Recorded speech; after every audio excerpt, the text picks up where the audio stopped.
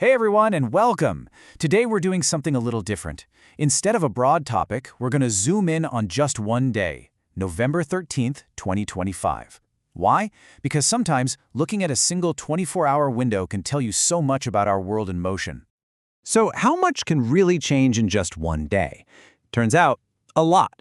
In just 24 hours, you can see these little ripples spread across culture, you see major policy shifts happening, and you get a brand new read on the global economy. So let's jump in and explore what made this particular day so significant. We've got a packed day ahead of us. We're talking a prestigious literary award, some pretty big diplomatic moves, a new law that's a real game changer, and even a key economic report. So yeah, a lot to cover. All right.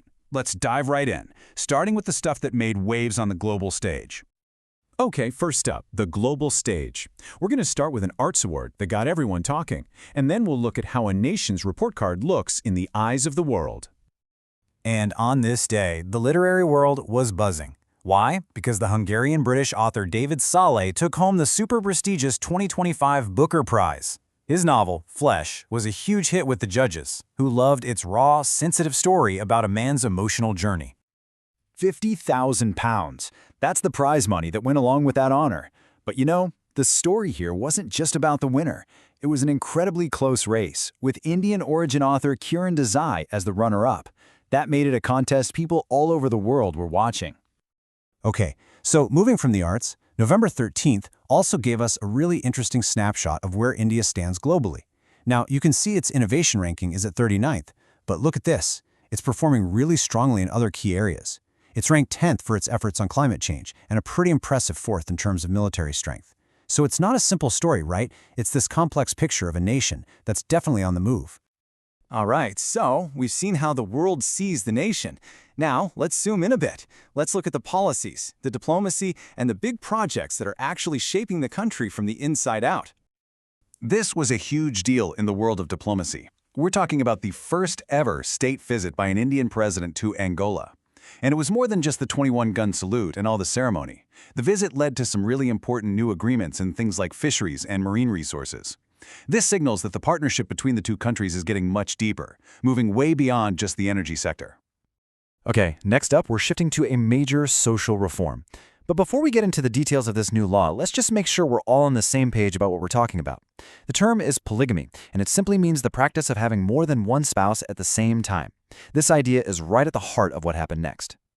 And here it is. The state of Assam passed a truly historic bill that bans this practice.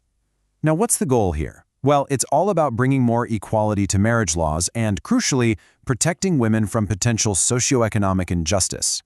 This is a massive step forward in the whole conversation around personal law reform and gender justice in India. And it has teeth, too. Violators could face up to 7 years in prison. All right, let's switch gears from law to infrastructure.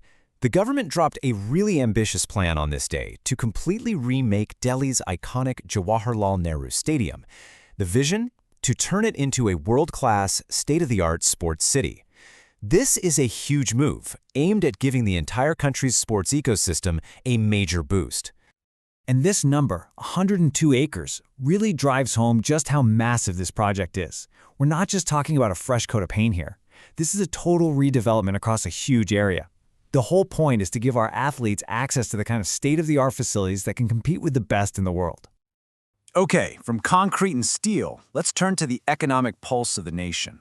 On the very same day, we saw a big shakeup in the leadership of a major company. And we also got the latest scoop on the country's job market.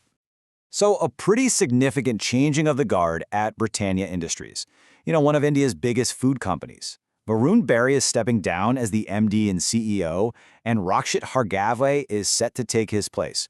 He's been appointed for a 5-year term that's going to kick off on December 15th, 2025.